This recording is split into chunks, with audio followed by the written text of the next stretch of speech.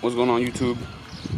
I just wanted to make another little quick update video talking about what had happened last week with my steering rack being messed up and then getting my other motor mounts replaced. So I got the car back probably 3 days ago after getting the steering rack fixed and the motor mount replaced. Well, the driver's side motor mount, since I had already done the passenger one. And so, like, two things. So the steering rack works perfectly now. The donor one that I got was out of a 2014 A6. This is a 2012, and yeah, my mechanic said that he had no problem coating it. It worked perfectly fine.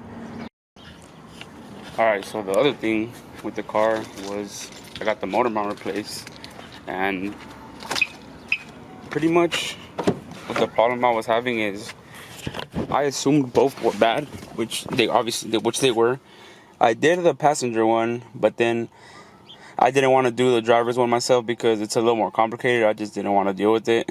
But so when I got, like I said last video, when I got my steering rack replaced, my mechanic said that he's already going to be in there, so he could do the motor mount too. So I was like, okay, yeah, go ahead, do it.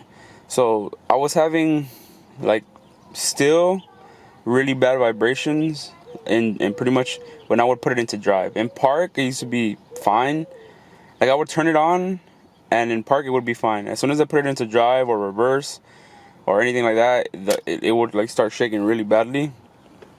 And so that's pretty much gone now. Another thing I noticed too was it would sound like the transmission, not the transmission, but it would sound like right when the RPMs would hit around, I want to say from 1,000 to 1,100, like coming down from, I don't know, from a cold start, even slowing down at a stop, it would shake like really violently, like really, really bad.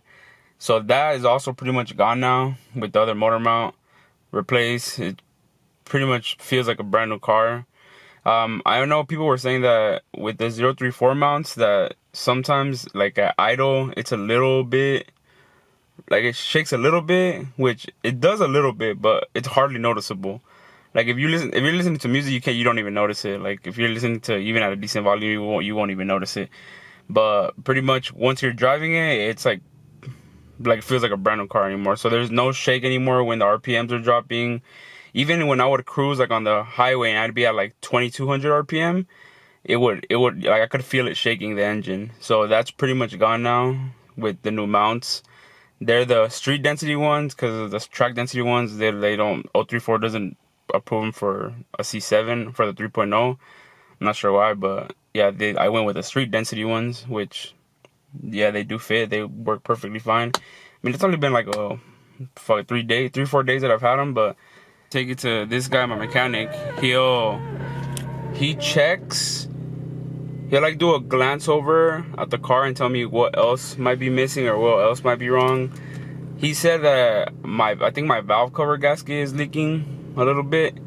So I don't know if I'm gonna do that myself or take it to him also to do it, but I'm gonna see how difficult that is, and if it's not that too difficult, then I'll do it myself. But if it does seem kind of complicated, I just don't have the time, I'll probably just take it to him to get it done. But yeah, I was noticing the whistle. I don't know if you could hear it, but you can kind of hear it a little bit. But on all the forums that I was researching, people were saying that could be the PCV and the thermostat. I think they've been replaced already before in this car. From all the service records that I got when I purchased it, I'm pretty sure they had been done already. But I don't know, my mechanic didn't mention anything about him. And usually he'll tell me like whatever he sees else wrong with the car. So he didn't mention anything about him, but still, if I do have him do the valve cover gasket, then I'll ask him about what that could be, if it is something or if it's not anything. I mean, I don't know what other symptoms would be. I'm not getting any code. But yeah, other than that, I'm not sure what else I'm going to do going forward. Obviously, there's plans for a lot of stuff, but I mean, I still want to get my transmission tuned, but I'm having difficulty deciding if I should go with 034's tune, since I already have the dongle to just flash it onto the car, or if I should go with like Melon TCU, or I think his name is Berg SQ5 on Instagram. I know that everybody like vouches for those two guys, saying they have solid transmission tunes, so I'm not sure which I'm gonna go with, but I'll see.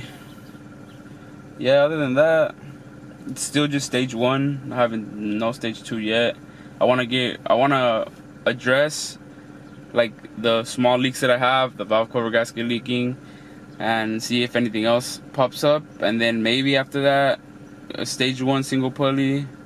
But you know, I have to, at that point the cats are pretty much going to be on their way out, so I want to make sure I get that sorted as well as getting a heat exchanger, because I mean, it's about to be summer here and it'd be reaching like 115 degrees out here in Vegas. It'd be hot. So yeah, but yep, going forward I'm gonna see what happens going forward with that. And then yeah, well, thanks for watching. If you have any questions, just drop them below. I'll try to do my best to answer all the stuff that I get asked. I mean, I'm not an Audi genius or anything like that. I don't even know that much, but like I said, I enjoy the cars, I enjoy the platform, and I enjoy learning about it. So you know, if you have some tips or knowledge about the car too, you drop it below. Just help me out. All right, well, thanks for watching. Later.